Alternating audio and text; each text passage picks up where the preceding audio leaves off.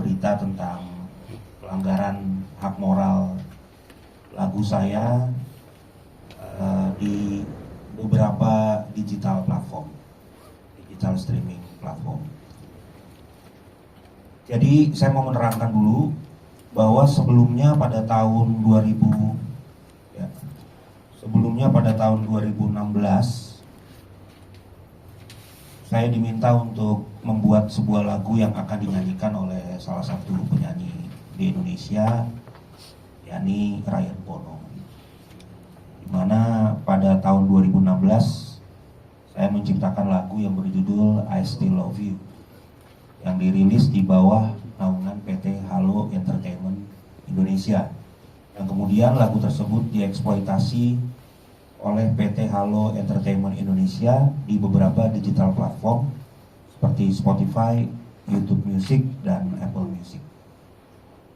Bahwa baru-baru ini pada saat saya melakukan pendataan kembali, jadi ada mungkin 1 bulan yang lalu saya melakukan filing ulang gitu ya lagu-lagu saya di digital streaming.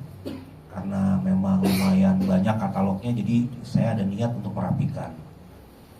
Nah, melakukan pendataan kembali seluruh lagu-lagu saya yang telah dieksploitasi dalam industri musik, saya menemukan bahwa ternyata lagu saya yang berjudul I Still Love You, yang dinyanyikan oleh Ryan Bono dan dieksploitasi oleh PT Halo Entertainment Indonesia di beberapa digital platform, ternyata tidak mencantumkan nama saya sebagai pencipta, namun mencantumkan nama Ryan Bono sebagai pencipta lagu tersebut. Di mana saya sebagai pencipta lagu memiliki hak moral sebagaimana yang telah ditentukan dalam Undang-Undang Cipta, yakni hak untuk selalu dicantumkan nama pencipta dalam setiap ciptaan, dan siapapun dilarang untuk menghilangkan nama saya dalam setiap ciptaan saya. Bahwa selain itu, dengan dicantumkannya nama Ryan sebagai pencipta, saya sendiri sebenarnya selama ini kalau bicara masalah manfaat ekonomi dari lagu tersebut, harusnya saya juga turut merasakan royaltinya gitu. Saya turut merasakan manfaat ekonominya, tapi sampai hari ini reporting yang katanya di report ke Naga Suara pada saat saya membuatkan lagu ini kan tahun 2016 ya, saya masih ada di publishing Naga Suara, itu saya tidak pernah merasakan royaltinya secara signifikan. Nah, jadi tindakan yang dilakukan oleh PT Halo Entertainment Indonesia secara nyata telah melakukan pelanggaran atas hak moral, sehingga telah melakukan pelanggaran atas hak cipta. Nah, oleh karena hal tersebut, saya melalui kuasa hukum saya, yakni Kantor Hukum Minola Sebayang and Partners, telah melakukan teguran. Jadi kita nggak main untuk preskon aja, tapi kita udah melakukan teguran atau somasi sebanyak 2 kali. Yang pertama, somasi pertama dilakukan pada tanggal 19 Juni 2025. Namun tidak direspon oleh PT Halo Entertainment Indonesia. Somasi kedua pada 4 Juli 2025 dan baru direspon pada tanggal 7 Juli 2025. Itu pun direspon setelah saya menghubungi sahabat saya, mantan manajernya Mike Mohede, dulu namanya Mas Indra. Kebetulan saya masih berhubungan baik. Saya iseng-iseng nanya,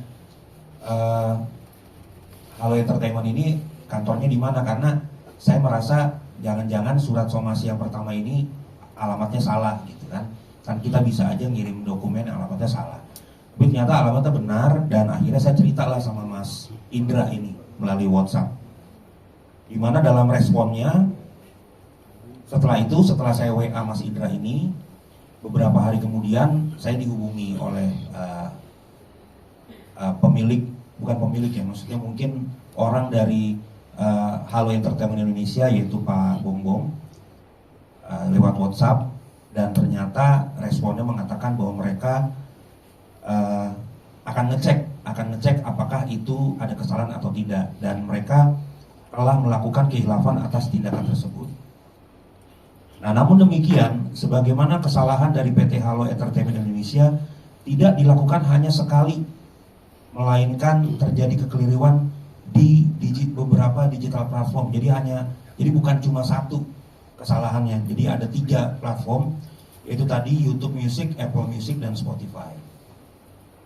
Sejak 2016 hingga 2025. Sebelumnya kami telah memberikan kesempatan kepada PT Halo Entertainment Indonesia untuk menyelesaikan secara kekeluargaan.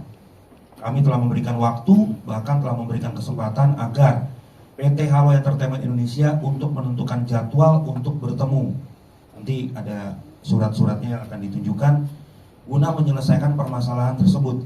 Namun hingga saat ini PT Halo Entertainment Indonesia tidak kunjung menunjukkan itikat baiknya untuk menyelesaikan permasalahan ini. Bahwa oleh karena itu melalui somasi terbuka ini kami kembali menegur PT Halo Entertainment Indonesia atas tindakannya yang telah melakukan pelanggaran atas hak cipta. Nah, ini perlu saya sampaikan juga, nanti ditambahkan oleh Bang Minola dan Mbak Nadia, bahwa kondisinya pertama kali saya menemukan, ini contohnya dari Apple Music ya. Ini tulisannya performing artist Ryan Bono, lalu composition and lyrics Irwan Simanjuntak. Padahal secara komposisi, aransemen saya juga yang buat, liriknya juga saya yang buat. Jadi saya nggak tahu kenapa tiba-tiba ada nama Irwan Simanjuntak di sini. Ini Irwan Simanjuntak juga teman saya gitu. Jadi mungkin ya ini bisa dipertanyakan. Oke, di YouTube Music malah tidak mencantumkan sama sekali nama saya sebagai pencipta ya, di YouTube Music. Terus untuk Spotify, pertama kali saya menemukan ini langsung atas nama Ryan Bono sebagai penulis lagunya. Nah, sementara di YouTube dari Halo Entertainment Indonesia jelas nama saya masih ditulis sebagai pencipta lagu, yaitu Badai Krispati. Lalu setelah ini direspon, beberapa hari setelah surat berbalas kepada kuasa hukum saya, ternyata di digital platform ini sudah diganti namanya menjadi nama saya. Jadi sudah ada langkah untuk mengganti nama tersebut kembali ke nama saya. Artinya memang secara tidak langsung mengakui bahwa ini ada kesalahan dalam memberikan informasi kepada agregator sesuai dengan alasan yang bersangkutan bahwa mereka telah menitipkan ini kepada agregator, jadi tidak memasukkan langsung. Namun bagi kami, karena saya juga punya perusahaan rekaman, agregator pasti akan menerima input atau informasi dari yang memberikan metadata. Jadi tidak adalah hal yang mungkin tidak masuk akal ya, tidak logik kalau penginputan data bisa beda dengan informasi. Jadi maksud kami dari respon ini adalah somasi terbuka kepada PT Halo Entertainment Indonesia.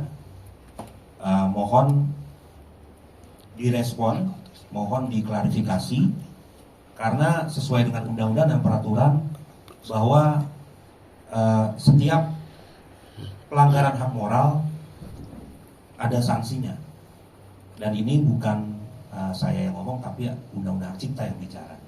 Nah setelah sebelum ini kita juga pernah ada berurusan ya Bang dengan satu label, dan selesai mereka menanggapi dengan baik tanpa harus ada seperti ini. Kira-kira seperti itu beritanya. Mungkin Bang Minola.